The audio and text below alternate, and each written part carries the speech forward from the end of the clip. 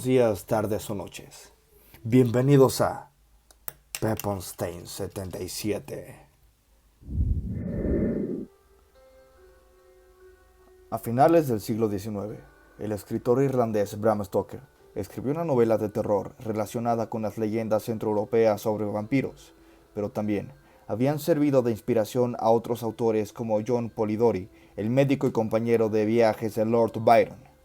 Indagando en este tipo de historias, Stoker tuvo conocimiento de la existencia de un príncipe rumano llamado Vlad Dracula, que había vivido en el siglo XV y se había hecho célebre por su gusto por lo sanguinario. Pero, ¿quién fue el conde Vlad? Vlad III el Empalador, o simplemente Vlad Tepes en rumano, fue un noble con leyenda negra y procedente de Valaquia, un área vecina de Transilvania. Su padre, miembro de la Orden del Dragón, que luchaba contra los otomanos, recibía el sobrenombre de Dracul, que significa dragón. Vlad pasó a ser entonces Dracul, que significa Vlad, hijo del dragón. A diferencia de Drácula de Stoker, Vlad el Empalador no era un vampiro, aunque las evidencias sobre sus sanguinarios gustos y gestas hacen pensar que se acercaba bastante a un monstruo de carne y hueso. Este despiadado príncipe de Valaquia, la zona sur de Rumania, se hizo famoso por hacer de la tortura su pasatiempo, ganándose el sobrenombre del Empalador por su afición a clavar a sus enemigos en estacas.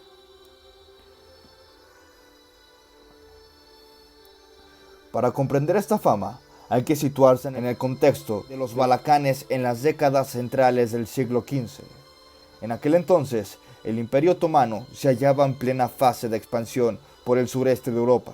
Grecia quedó sometida desde la década de 1360, Serbia desde 1389 y Bulgaria en 1396. Según la mayoría de los autores, el príncipe Vlad III de Valaquia nació en Transilvania en 1431 y fue uno de los 3 hijos legítimos de Vlad Voivoda II, gobernador de Valaquia. Con apenas 13 años, marchó a la corte otomana junto con su hermano Radu, como rehén o garantía de su misión. Vlad II, en efecto, había establecido con los turcos una alianza que le valió la enemistad del regente de Hungría, Juan Hunyadi. En 1447, este preparó una ofensiva contra Vlad, apoyándose en los boyardos, valacos, nobles pro-húngaros. El resultado fue el de Voivoda y de su hijo Mircea.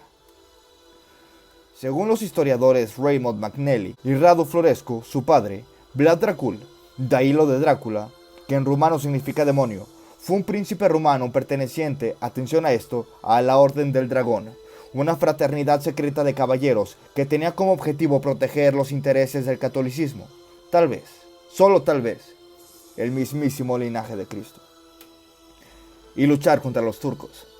Los miembros de esta orden llevaban una capa negra sobre una prenda roja. Quiero abrir un breve paréntesis, ya que dicen que la familia Bathory también pertenecía a esta orden y practicaban magia roja, es decir, magia de sangre. Motivo por el que Stoker, conocedor del contexto histórico y buen documentalista, eligió tal atuendo y el gusto por la sangre para su vampiro. Hablemos un poco más a fondo sobre esta orden, porque es realmente interesante y me parece que no podemos dejar atrás esta valiosa información. ¿Cuáles eran las intenciones de esta orden? No podemos olvidar el contexto en el que nos encontramos, de ahí que el objetivo fuera básicamente uno: luchar contra los enemigos de la cruz y defender la religión católica.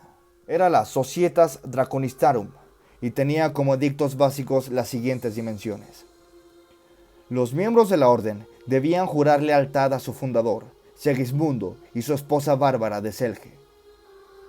Los componentes de esta orden de caballería debían portar alguno de los símbolos distintivos, el dragón o una cruz roja. Para muchos estudiosos, la Orden del Dragón fue una continuación de la de San Jorge, Societas Militae Sancti Georgii, fundada por el rey Carlos I de Hungría en 1318. Ahora bien, cabe diferenciar en algunos casos importantes. Para empezar, los miembros de la Orden del Dragón, Societas Draconistarum, no solían hablar de esta entidad a otras personas fuera de este círculo de poder, ahí donde se incluían personajes de las más altas esferas, desde príncipes a varones, todos ellos militares y con la espada lista para batallar, y dar una muerte a los que ellos consideraban paganos de la cruz y a los enemigos de la fe. A los miembros de la orden se les llamaba draconianos. La Orden del Dragón tenía dos rangos o estamentos muy limitados. El primero contaba con tan solo 24 miembros, hombres muy exclusivos que tenían el mérito de poder llevar el emblema del dragón y el de la cruz. El segundo estamento solo llevaban el símbolo del dragón, y aquí entran ya centenares de personalidades, igualmente de gran importancia.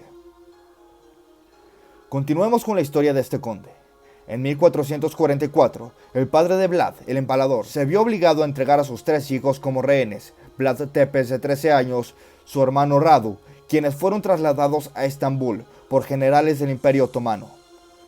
En su regreso a casa, el joven Drácula descubrió que su padre había muerto de una manera bastante desagradable y que su hermano Mircea, el único que no fue capturado como rehén por los otomanos, había sido quemado y enterrado vivo. Como venganza, Vlad se convirtió en el Empalador, sembrando el terror sobre el pueblo que traicionó a su familia.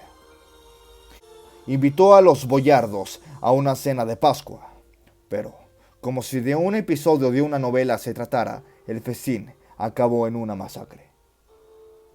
Empalamientos, ejecuciones masivas y crueles torturas. Puede que Vlad no durmiera en un ataúd, pero se calcula que entre 1456 y 1462 mandó ejecutar a más de 60.000 personas, sembrando el terror entre cualquiera que conociera sus hazañas. Aunque no sabemos por qué Bram Stoker eligió a este príncipe rumano del siglo XV como modelo para su personaje ficticio, muchos historiadores señalan que fue Arminius Bamberi, un profesor húngaro de la Universidad de Budapest, el que dio a conocer la historia del escritor, haciendo despertar su imaginación. La fortuna del sobrenombre de Drácula se debe en realidad a una confusión. Su padre, el príncipe Vlad II de Valaquia, por el ingreso en 1428 en la Orden del Dragón mencionada hace unos momentos, de la mano del emperador Segismundo de Luxemburgo, es que fue conocido como Vlad Dracul, mientras que a su hijo se le llamó Vlad Draculea, esto es, hijo de Dracul. Sin embargo, en la mitología romana, la figura del dragón no existía, y el término Dracul designaba al diablo, por lo que Vlad III pasó a ser en rumano como el hijo del diablo. Esto coincide con la leyenda sobre la crueldad y ánimo sanguinario de Vlad, recogida ya por crónicas de su época. En ellas se le presentaba como un príncipe aficionado a la tortura y entusiasta de la muerte lenta, que solía cenar bebiendo la sangre de sus víctimas o mojando el pan en ella. Se calcula que sus 3 periodos de gobierno, que suman apenas 7 años, ejecutó unas 100.000 personas, en la mayoría de las ocasiones mediante la técnica de empalamiento. Por esta razón, se le conoce desde el siglo XVI como Vlad Tepes, esto es, Vlad el Empalador. La historia de los vampiros formaba parte del folclore rumano. Puede que el autor tuviera acceso a un artículo de Emily Gerard sobre las supersticiones de Transilvania, publicado en 1885.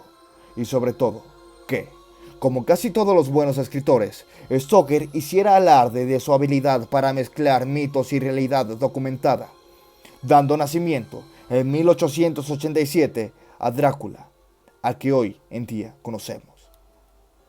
En 1976, Rumania declaró a Vlad Tepes héroe de la nación, un detalle quizá menos memorable que la imborrable y terrorífica marca dejada por el Nosferatu de la película Murnau de 1922, el vampiro encarnado por Bela Lugosi en 1931 o el sanguinario Gary Oldman en el film de Francis Coppola. De no ser por Stoker y sobre todo por el séptimo arte, muy probablemente no conoceríamos la historia de Drácula. A fin de cuentas, sin las historias sobre sus atrocidades, el vampiro inmortal ni siquiera hubiera existido. ¿Hasta qué punto son ciertos estos relatos sobre la crueldad de Vlad? No hay duda de que algunos de ellos son tendenciosos, como sucede con las crónicas alemanas, surgidas del testimonio de los colonos germanos de Transilvania hostigados por el voivoda.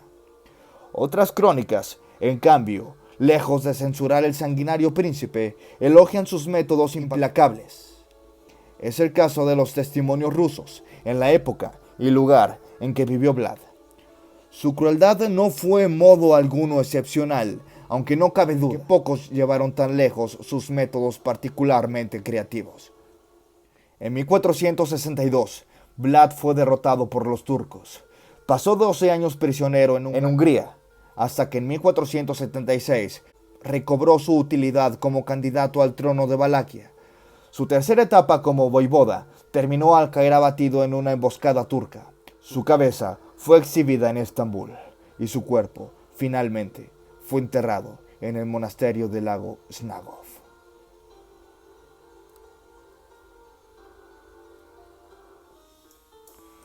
Bueno amigos, pues antes de terminar con este video, quiero invitarlos a formar parte de los miembros del canal.